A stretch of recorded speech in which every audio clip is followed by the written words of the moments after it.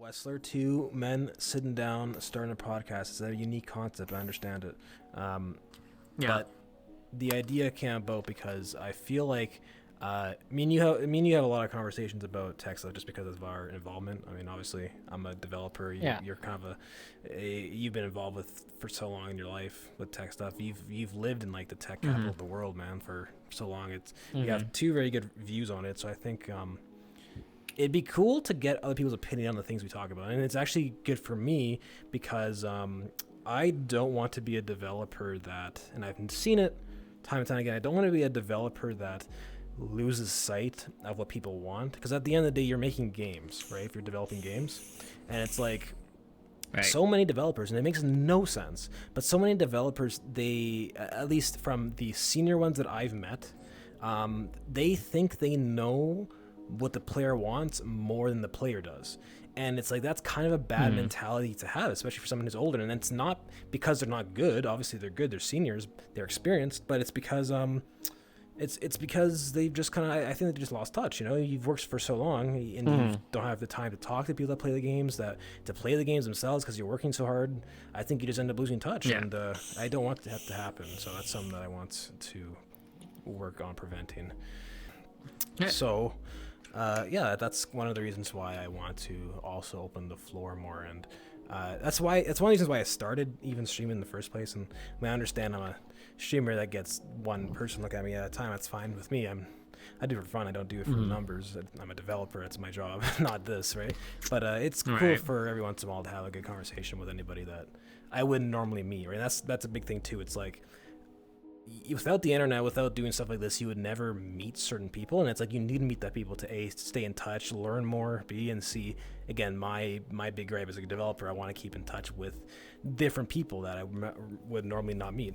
I think people also don't realize, like, there's a front-facing part of a lot of gaming companies that, like, people talk to. They talk to like representatives on social media, they talk to like customer service, right? And it's like, those people, they're great to talk to still, but they're not the developers, right? And a lot of times, they're not not actually making. Things that they get told from the community feels like they're talking to them to like get their opinion. That stuff is just not pipelined down to the developer, and it's like, it's not really the developer's fault. A lot of developers do try to figure out what people want, but they just don't get it, right? It's something that doesn't happen. I honestly don't hear feedback for my game. I honestly don't hear the feedback that our players, because our players give a lot of feedback. We have a whole Discord and stuff like that, right? I don't hear what their feedback is unless A, I go to the Discord, which I should be doing anyways, or B, a bug will come in, for example.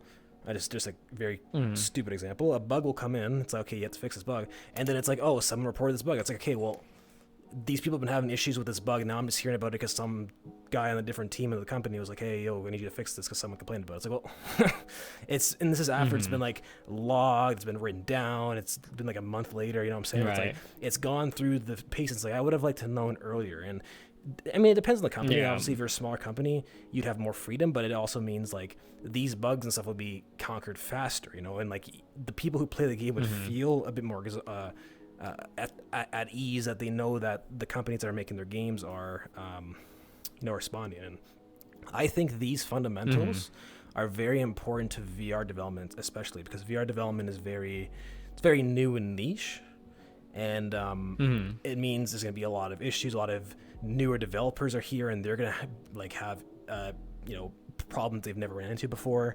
and you need to be on top of that. You need to have like a seamless experience into this new industry, right? This new grounds, I guess, right?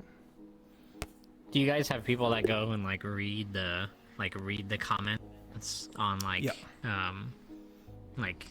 reviews and stuff on Meta's store and shit like that? We have people actually respond to reviews, which is good. That's a good thing that the developers have. A lot of companies do that. A lot of companies, I will give credit where credit's due. A lot of companies have started doing that, which is good.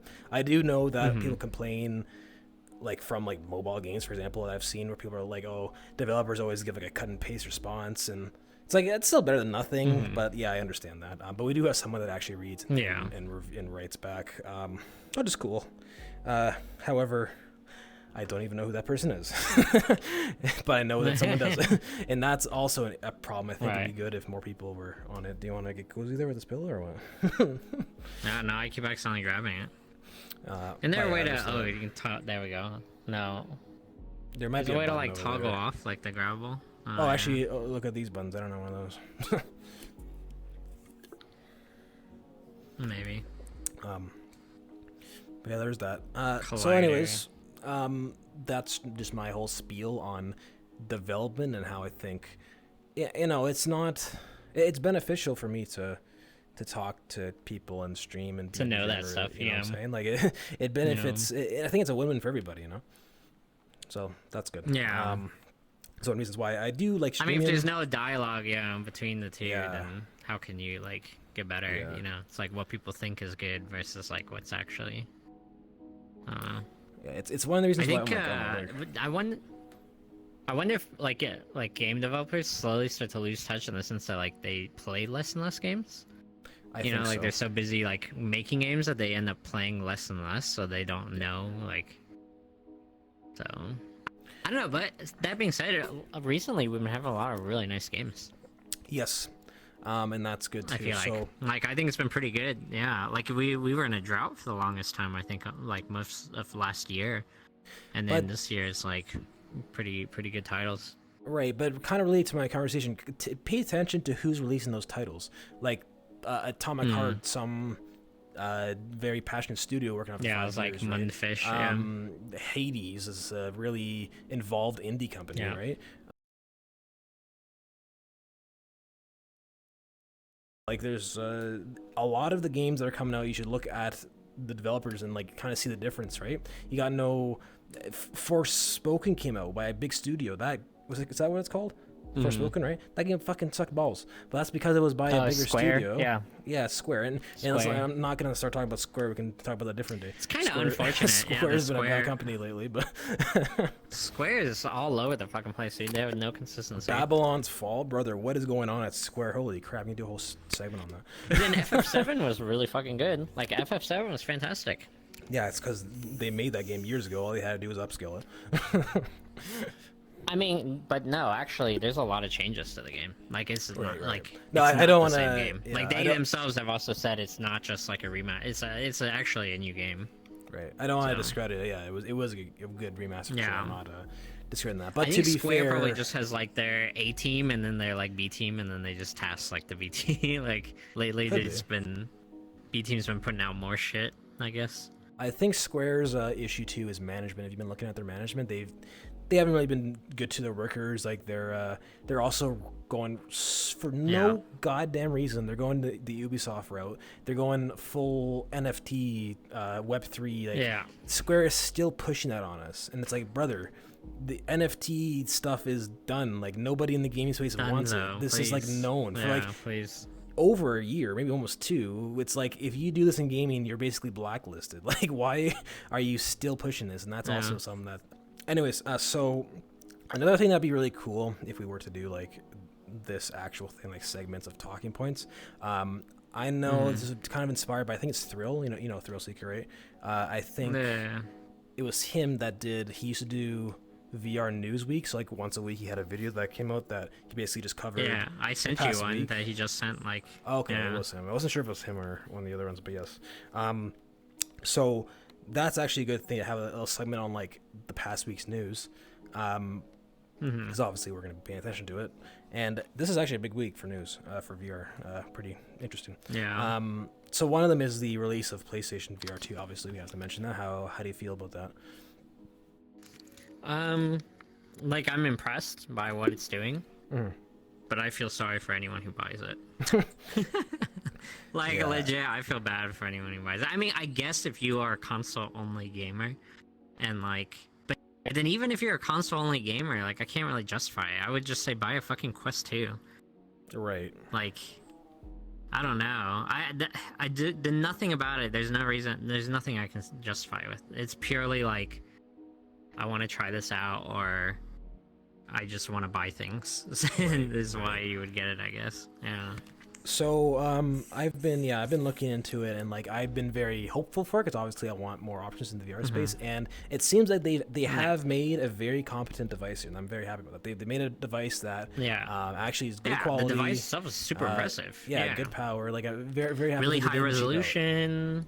Yeah, for sure. Other than the case, from what I've heard, like the encasing of it is kind of cheap, but I mean you gotta cut the corner somewhere. Oh really? It's got a good technology in it, so that's good, and I'm happy about that. The only concern I do have, like I'll talk about what you're saying, kind of like how it's more of a niche product for certain people, but my only real concern, like not even that, my real concern is Sony. And Sony's not a bad company by relatively to some other companies like Square, but Sony's always the company that's like you can count on that. Like it's like I'm too lazy to research the best or the worst, so Sony is always like a decent, right.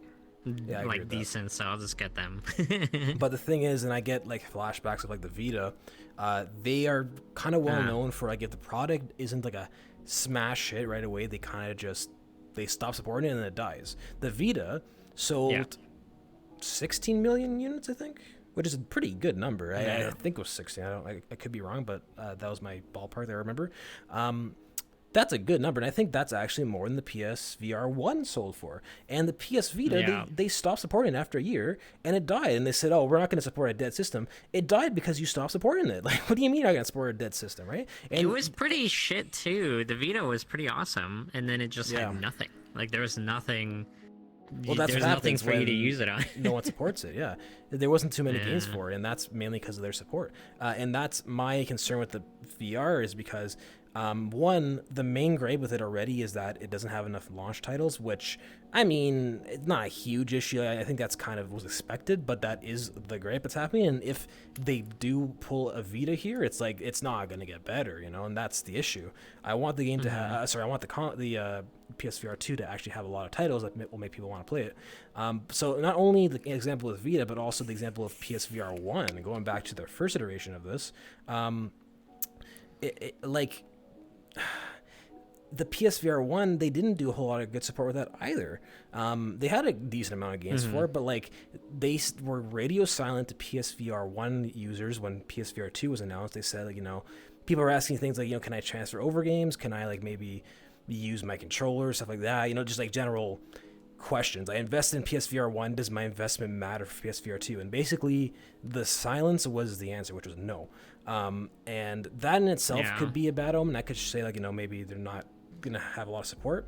But those two factors is not the biggest hit for me when it came to being concerned about this. The biggest hit was that Sony analysts rumors that I had heard, this was maybe a week before release of last week, they were saying that they felt that Sony with this system wasn't actually taking it seriously. That was the exact words I read. Now, obviously, rumors from analysts are, you have to take it with a grain of salt. I understand that, so it might not mean anything. But still, they said that was the exact words they said. They aren't really taking it seriously. They're more so making the PSVR 2 so that if VR does well, Sony can say, hey, we were already here. We were part of it. We did it too. We basically helped that.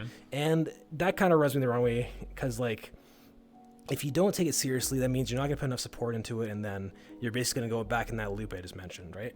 Which is not good. So I really hope that they continue to support it. They made a good hardware here. They made something good. I'll give credit to. It looks great too. I mean, the controllers are pretty fucking dope. I hope the best for it, for sure. No. Yeah. And some of those launch titles do look nice. Like they look pretty nice. What game was it looking at? I actually did not look at any launch titles because I know I think they're touting the Horizon Zero Dawn like there's a title. Yeah. But then I haven't seen anything. I've seen like snippets of video here and there, but it looks very underwhelming. Right. To me. What I saw that impressed me was I saw Star Wars. What was the Quest game? There's a Darth Vader or something. I forget. There's that really popular Immortal. That might be it. I'm not sure. I know it was one Vader of the Immortal, the 3-part one. Yeah, that might be it. I remember there's a bunch of Star Wars games that did pretty well on the Quest.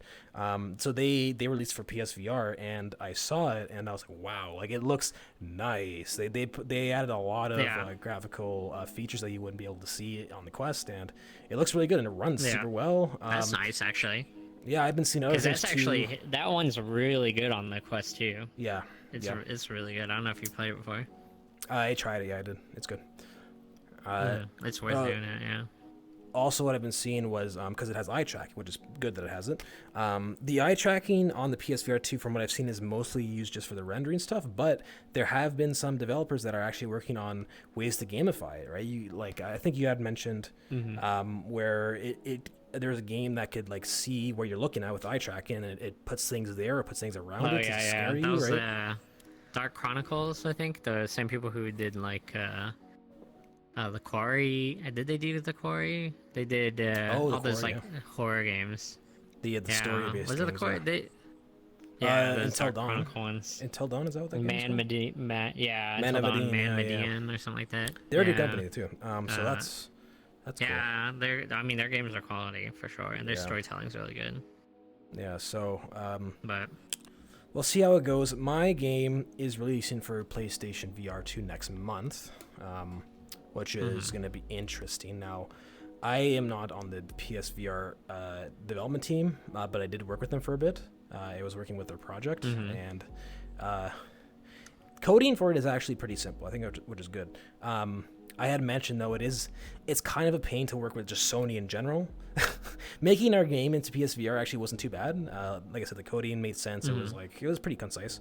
I think any developer can really say it's basically the same thing, but it was like PSVR 2 systems, getting the dev ones. I didn't get one because they wouldn't send out that many. So whatever, I'm not on the team, doesn't matter. But like the people that did, they had to do so many extra steps. They had to follow specific rules on how the game had to look. There were some dumb rules, like your game is not allowed to have a quit button in like anywhere in the menus. If they see that, you get like banned by Sony. It's crazy.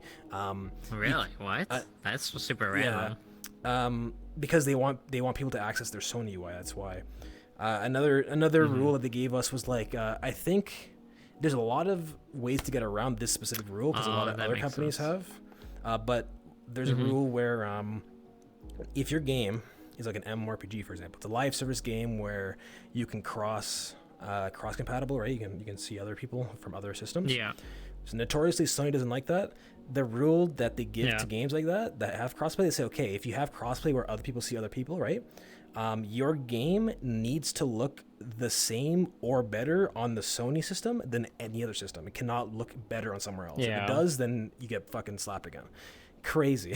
that rule is nuts. And a lot of games get around it because A, they are just a really huge game, maybe like Final Fantasy, for example, or B, it's just they have pull, right?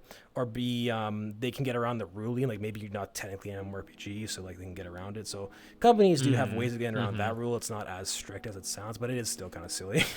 But we had to follow these guidelines, and then other guidelines was like, you can't actually turn on the dev PS5. I didn't get one because, again, like I said, there wasn't enough, but I didn't need it because I'm not on the team. I was just helping them out with the coding side. The dev PS5, you cannot run it if you're not on a VPN or you're at a company office. You have to be on a VPN. If you're not on a VPN, he turns it on, Sony's like, unauthorized access, like, kill yourself. Like, it's so bad. So you cannot use the dev PS5 without a VPN. And once you have a VPN, you have to connect to their system. I think it's called DevNet. I think that's what they call it, yeah. Then you can turn on. But then, if you try to run anything, like a game, it doesn't run. You can only run the application you are developing. Yeah. Which, I mean, I don't think that's that bad of a rule, but I think everything around it is kind of a pain in the ass doing all those steps. But like, I mean, I do understand their ruling of like, okay, our dev units are just for developing, and it's fine. I get that. That was not the case with my Quest Pro. That thing I used just for shits and giggles, right? When they sent their Quest, they sent like real ass non-modified ones, which is good. I kind of wish Sony did that, but apparently it's something that Sony's been doing like forever, and maybe even Microsoft does that. I don't know. We haven't worked with Microsoft yet, so I don't think that's a big deal, but it is something to keep in mind. Like, man, there's so many hurdles you got to go through to to develop on a dev stuff, and this is and they call it console. The PSVR is not a console, but you know what I mean. This is for a console that doesn't exist yet, so it's like you have to go through these steps. You can't just like, have a console laying around that you can use. So, oh well. Yeah. But I do wish that stuff's pretty nuts. Yeah, but I do wish the best for it. I hope it does well. I think it's always good to have options, and it does have its niche. I mean, we've talked about how VR is niche, and there's a lot of niches within that niche, which is kind of crazy. But there's going to be console players that are interested in VR, and I mean, it's still like it's about the price of a Quest. If you already own a PS5, of course, if you don't, then you're paying more. But if you already own a PS5, you're someone that doesn't really use a PC. Maybe you're always like a couch gamer, right? That kind of stuff. Like those people would be perfect. Maybe they just want to try VR. I mean, it's still an expensive thing just to try, but like at least do it's you think convenient. the price of the headset is reasonable? Yeah, I think so. It's $500. Yeah, how much is it? It's like 500, right? Yeah, it's 500. How much? The Quest got boosted in price. What is the Quest now? Isn't it 500 now? It's the same price as the Quest. Quest 2 is like $400, I think. For the lowest, smaller, like the 128, I think. Yeah, I'd have to check again. I forget because they remember they increased the price. Right, $499 is the price of the the PSVR, I believe. Maybe I got these numbers wrong, but I'm pretty sure that's what it was. So it's it definitely, and I think I've said this in the past. Like I think Sony was banking on reviewers not taking into account the PS5 price, but I think Sony overestimated how many people have PS5s because of their supply chain issues. So well, I mean that's the thing though. Why they know the numbers. Like they have very clear, like they know the numbers very clearly. So it's not like it's like not like they don't know how many consoles have sold. So, but either way, I mean, I don't think because like I feel like consoles or a lot of companies they make a lot of money, excess money, like off of accessories and stuff, right? Like controllers and wires and cables and bullshit like that. But then I don't really feel like the PSVR falls into that category. I mean, it's not an accessory. I think the margins on the hardware there are very, very low. I don't think it's really. You have to consider it more like a console. Like, it's not really making them much money, I imagine. Yeah, it's not like a controller they can sell for $90 that they costed them $10 to make, right? So they're definitely are. Yeah, you're right. The margins are lower for them. So. Well, I mean, again, they're trying to sell the games. They're trying to. I mean, at the end of the day, too, they are sort of trying to sell consoles. They know there's going to be people that will buy the PS5 just because they want to try this out. And even though I wouldn't recommend that, there's still going to be people that do that, and they'll still have a good time. I don't think it's not worth it. Completely depending on the person, right? Yeah, I think there's all that to account for. So. I wonder too, though. I wonder for people who, like, are new to VR, right? I'm kind of curious, like, what their view is on, like, meta versus, like, I know a lot of people don't even know the difference, really, between, like, PC VR and then meta, like, the Quest 2 stuff. Right. And then, like, PSVR. So I wonder, like, if they even have an opinion of, like, I mean, do they know, like, a lot of metaverse stuff is kind of, like, overrun by young children? Like, is that a common knowledge for people who aren't really into VR, but, like, no gaming and stuff? But... that's what I'm kind of curious about that, actually. I imagine people who, are only, like, 2D gamers probably don't have any idea, maybe, like, about how the communities are. Yeah, and I think one of the big hurdles that VR has is the barrier to entry there. So it's more niche than people think, but there's still a lot of people that play VR. It's a bit of a back and forth there, but... from the outside, and this is only from, because again, I'm way on the inside, I'm a developer, so this is just from what I've kind of gathered, and hopefully I'm right, because I need to be right. From the outside, VR is a bit too confusing to enter. I think the barrier to entry to VR in general, so I'm not even talking about PlayStation VR anymore, I'm just talking about VR in general. The barrier is too confusing, it's too high, because it's like, okay, I'm a 2D gamer, I'm playing on my Game Boy, I'm playing on my PC from 5 years ago, I'm playing WoW or something, like, I want to try VR. Let me look at what's out there. You see an Index, $1,000, huh? Okay, I see a Quest, $400 or whatever it is. Okay, well, what? Okay, what? Okay, maybe I'll go for the Quest because it's cheaper, right? Then you hear all these people, oh, meta sucks. Oh, you're getting an Android phone on your head, and it's like, and it's like there's a bit of toxicity in the community because of the different headsets, the different communities. so that's going to deter people. And already before even into the community, seeing how confusing it is, they're not sure what's going on because these options don't really make sense. They're not very clear, and I think that's going to be the biggest barrier to entry. And I don't know how long it's going to take to fix that, but I think, and if your opinion is wrong, you should tell me because I'd like to hear it. But I think this is natural, mainly because VR is so new. I don't think people realize how new VR is. The Oculus Rift came out in 2016. We've had video games since the 80s. We still have problems getting. Well, man, we were talking about you were talking about fucking the PS Vita. I was thinking about PSP.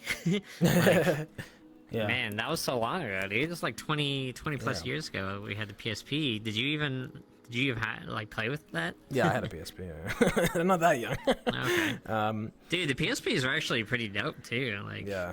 But yeah, like how quickly things have like changed that much, in that little time. I think that nuts. The VR, the grander scheme of things, is moving way faster than it should. And I mean, I'm not going to complain about that. I obviously love that, but at the same time, I think it kind of makes sense that we're in this really weird spot where people don't know where to enter. It's too confusing. There's so many options that have a lot of downsides, but they all have a lot of downsides of their own way. And it's like, well, this makes sense because it started like 5 years ago. This whole thing started 5 years ago. So it's not going to be fleshed out. It's not going to make sense, right? Like, it's just how it is. And it's not good because we need people to, want to invest in it, want to get into it. I get that, but it's just how it is. And I am not someone that runs hardware of any company. I can't make these decisions. I would love to make it easier, but that's not something that's in my power. So I don't know. What would you think would be a good solution to start to ease that barrier? I feel like we're getting there. A lot of people say, maybe price point, but like, it's not just price. It's also all these factors I just mentioned that it's so confusing, and then there's toxicity in the community already. And how do you think we could solve this issue of getting more people in, that barrier, that metaphorical barrier of entry? I think the biggest thing is just people trying it. I don't know. That's a very complicated. It's a very complicated problem. But yeah, I think a lot of people don't realize like what it really is, like what it's like to be in VR and experience VR like anything. Like, what for someone who's never tried VR before, like, it's hard to fathom what that's like. And I think that alone is a huge barrier to entry. Like, they don't understand what they're getting into. Like, to be completely honest, like, gaming in VR is like unlike gaming in 2D in any way. Like, Half-Life Alyx is the most insane gaming experience I have ever had in my life. Yeah, and no 2D game can ever. It's impossible to replicate that kind of feeling, Yeah. So, but yeah, like, I think that's the biggest thing. So, and how do you overcome that? You just offer more ways for people to try VR, So. Yeah. I don't know, maybe they start to work together with like shops or something, have some kind of like VR integration where you go to the shop and then you can use a headset to like do something in the store or something. I don't know. See, the problem is that's not a super new idea. This actually was a thing for a while. Microsoft stores, if you remember before they shut them down, they had a whole section, most of them had a whole section to mixed reality, and they had like headsets like the Odyssey, actually, for example. Almost tried that. Yeah, I almost got to try a HoloLens. Like, but I had those too. I missed out on that. It was pretty fun. Yeah. That's a whole different story. That's AR. I want to talk specifically of like VR and VR gaming. They had like VR gaming, like Trios. And the thing is, I think you're on something. I think it's a good idea. However, it failed for Microsoft because I think it was too early. They did this like 2017, like right after they just started stuff. The stuff they had was crap. Like, people that tried it out, they were motion sick. They were not immersed because they were in a loud store, and obviously the sound hardware they used was crap at the time. It started in 2016 for consumers, so everything that you're trying at that point is going to be crap, and no one should want it. I don't blame people for being like, ew, VR sucks at that time. They're right, because they did. It's basically like trying out an Atari now. If you're going to play an Atari now and you just play on your PS5, you'd be like, what the hell? The thing I just thought of, the thing that just made me think of, actually, when I was I don't know, I gotta say I was like 10 or 12 or something like that. Like, I was, around that age, and I remember it's like when Blockbuster first opened in like my area, and they had like a big celebration, and they had these machines that was like, what is it? It's like an old school VR arcade game, VR and arcade, yeah, it's like a huge thing that you like stand in, and then you have like a VR headset that you put on and like controllers and shit. And this was like way like early 90s, and like the graphics were like fucking, everything was just like polygon, just like very simple like wireframe things, kind of like the Virtual Boy, right? Nintendo. Yeah, it's like the Virtual Boy, but it actually followed your movement too. Like you could look around and shit like that. Like, it's cool. It's kind of crazy that there was something like that, like way back when, and I know people who had experience with that, or even Virtual Boy. I mean, it's also. Have you ever played a Virtual Boy? No, I have not. I don't know if I want to. Oh yeah, I from that same Blockbuster, we rented like a Virtual Boy and played with it for a while. That was probably the best way to experience it. Just rent it. yeah. No, there's no. It was stupid. I don't know those. But then, it was kind of like it was kind of cool. Like the Virtual Boy was cool. There was no comfortable way to use it. Yep, from what I've seen. Because because it's like a fucking headset on like a tripod. You have to put it on a table. So you gotta like, and you're going like this. You either have to put it on a table or like lay down or like put it on a chair or something. It's the most awkward fucking shit. Get some duct tape, Yeah, or something. Yeah, I don't know, dude. But then, but it was pretty cool. Like the games were fun and like very interesting, and you had like a kind of like 3D effect, So it was like it's the thing. So, but yeah, I don't know. Like I think that's what a lot of people think of is like when they hear VR, is that kind of thing, or some kind of like especially if they're old school early 90s, like late 80s movie. Yeah. Bullshit, but. Yeah. Well, I think it's still an important aspect to remember when it comes to talking about VR. It's like there's always going to be that barrier, and there's always going to be, whether you're in the community, it's always going to be hard to talk to people who are outside looking in, because to them it's a wall that's so hard to go through, and it's not. It's reasonable. Yeah. It's reasonable to have that thought. Yeah. I want to work towards fixing that. If I were to achieve my dreams in my development career, and that would be to be someone like Carmack. He's the biggest influence for a lot of developers. He was the guy that helped start Oculus, and he really pushed for the Quest 2 to be a cheap system to get people into it, right? His whole idea was like, let's get VR to consumers that is actual quality, but they don't feel like they're breaking the bank. They feel like they can get into it easy. And that was the whole idea behind the Quest 2, and I think that's the best. Yeah, that's a really good strategy too. For his idea. So because now, I mean, like the younger generations, we have now, like a good chunk of the younger generation is all like tried VR at least. I feel like a lot of people have tried VR. That's it's definitely gonna be more. That was a statistic I heard from. I forget what YouTuber mentioned it, but somebody actually had mentioned like a lot more people have tried VR than I think most people think. General population don't realize like a large percentage of gamers have at least tried a Quest 2, and that's actually good. That's good. But it still hasn't whether that's a good experience or a bad experience. Yeah, it still hasn't removed the barrier that I've been explaining. There's still that barrier there, obviously, but at least some the Quest 2 achieved. I think it's mostly to the Quest 2's benefit, was the fact that so many people have tried it. And again, for how new this industry is, that's a huge boon. So I hope that I hope that helps a lot. But anyways, again, something to always think about is like there's always going to be that barrier there. We have to work to get rid of it, and that's something I would love to break through. Okay, so let's wrap it up here because I want it to be a quick little episode here just to try it out. Some good talking points, Wes. Now there was two things I wanted to mention just quickly because I was kind of still on the idea like news stuff. Today, a company, I forget the name of the company, I should look it up, posted that they've been working on hand tracking on the Index. So, little known fact about the Index, it has 2 cameras on the front. And these cameras basically are not utilized. I think the idea of having these 2 tiny cameras on the Index back when they made it years ago was so that they could like implement pass through so you can look through your environment, but the cameras themselves are a bit too low res for that. They're not that great, and there wasn't too much use for it, and nobody really developed for it. So now they're just kind of useless cameras. Well, this company was able to make camera-based hand tracking. So you put your hands out and like the cameras, without you seeing, obviously you're still immersed in VR, your hands and fingers would be tracked without a controller. And that's cool. I feel like it's probably not going to be very good quality, but I mean, cool idea that people are working on that. And the more people develop things like that, the better it will be in the future. So, I mean, I know that the Quest 2s already have that innate and it uses IR, so it's a bit more accurate, but it in the future it'd be cool to see, like, and I've said in the past, smaller and smaller VR controllers are kind of, I think, the way to go. And at some point we'll not even have controllers. You just put glasses on and you're just like, oh wow, you know. Right?